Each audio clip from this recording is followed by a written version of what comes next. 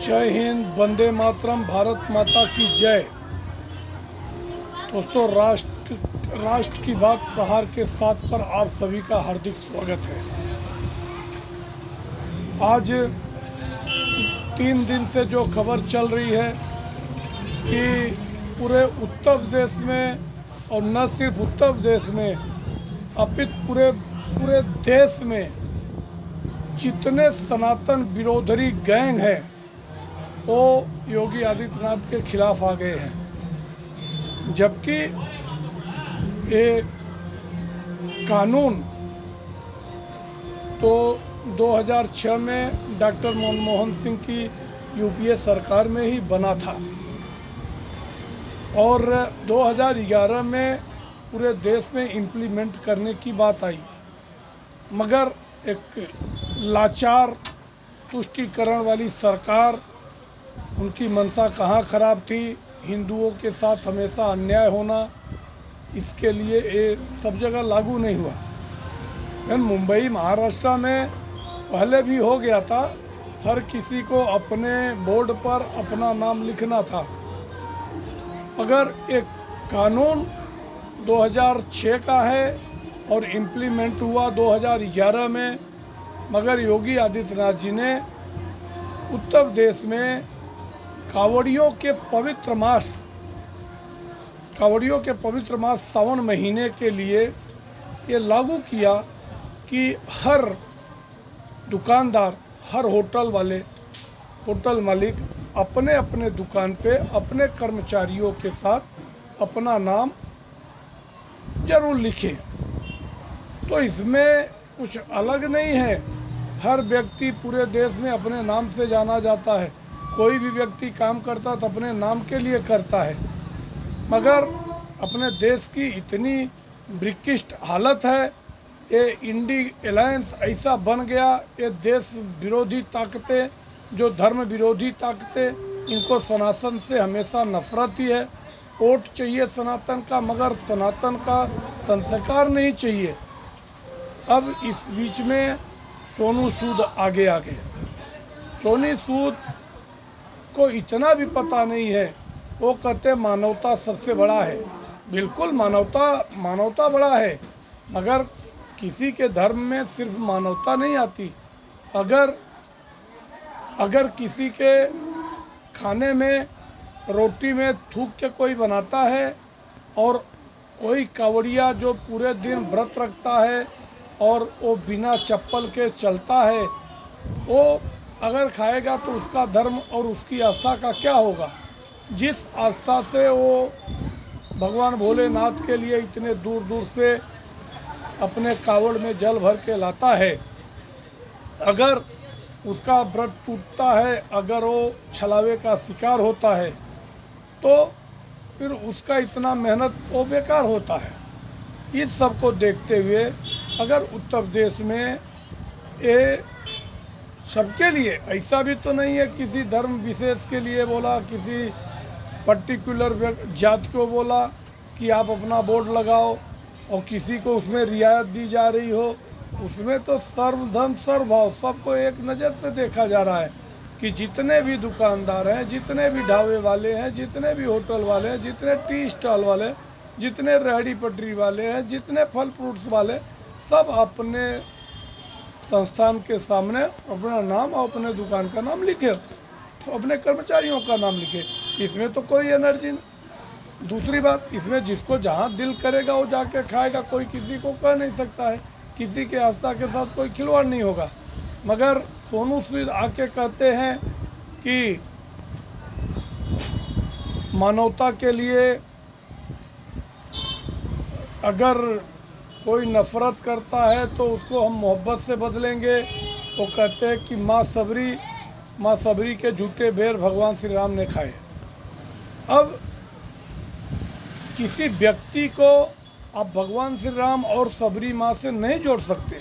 माँ सबरी का जो आस्था था, वो सुबह पूरे रास्ते पर फूल ला के बिछाती थी। उसके बाद माँ ने अगर बेर खाती थी तो सिर्फ चखती थी, और उनका ये भाव था कि कोई खट्टा बेर हम भगवान श्री राम को न खिला दे। ऐसा उनका एक प्रेम था। वो प्रेम इसमें तो दिख नहीं रहा है।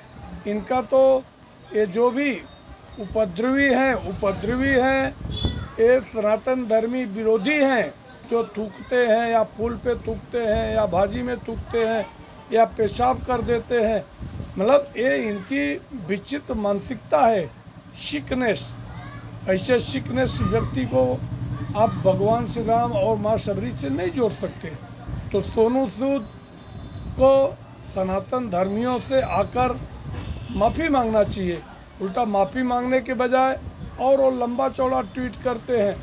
ट्वीट करके क्या मतलब है? अगर आपको अपने सनातन धर्म रामचरितमानस के बारे में नहीं पता है तो आपको ऐसे में इंटरफियर नहीं करना चाहिए। आपने बहुत नेक काम किया था, लॉकडाउन के टाइम पे मानवता का काम किया था, लोगों ने बहुत सराहा था आपको। मगर आज आपकी मानसिकता इस सनातनियों के नज़र में शून्य हो गई कि आप दिखावटी, मतलब आप सेकुलरिज्म के चश्मे से एक धर्म का अपमान कर रहे हो। यही आज अगर तुम दूसरे जाति धर्म वालों को ऐसा बोल देते तो आज तुम्हारे को सर से जुदा के नारे लग गए होते। मगर ये सही शुरू समाज है, हिंदू धर्म, इसके लिए कोई कुछ भी बोल के निकल जाता है। तीसरी बात मैं और कहना चाहता हूँ कि ये जो कानून लागू हुआ है किसी एक जन के लिए लागू नहीं हुआ है और इस पर इतनी सियासत भी नहीं होनी चाहिए। दूसरी, इसके साथ ही आज जी न्यूज़ ने एक सर्वे भी किया है कि योगी जी का जो ग्राफ है उत्तर प्रदेश में, आज उनके कार्य के हिसाब से उनका प्रशासनिक क्षमता, उनका काम, वो जनता के बीच में उनकी लोकप्रियता आज सब 70-75% से ऊपर है। इसके लिए योगी आदित्यनाथ जी जो भी काम करते हैं वो एकदम संविधान सम्मत करते हैं और पूरे देश को, पूरे प्रदेश को, 25 करोड़ जनता को एक साथ लेके चलने की भावना रखते हैं। और इसके लिए आज उनकी एक्सेप्टेंस हर समाज में, हर धर्म में उनकी एक्सेप्टेंस है। आज उनको लोग फॉलो कर रहे हैं, लोग मान रहे हैं। इसके लिए मैं सभी पार्टियों से, देश के सभी दलों से मैं एक रिक्वेस्ट करना चाहता हूं कि ये जो फैसला आया है ये बहुत सही फैसला है। और कोई ऐसा भी उन्होंने नहीं कहा कि हमेशा के लिए मैं लागू करना चाहता हूं, सिर्फ कांवड़ियों के लिए किया है। तो एक बार सबको प्रेम से मिलजुल के करना चाहिए, इसमें राजनीति नहीं होनी चाहिए।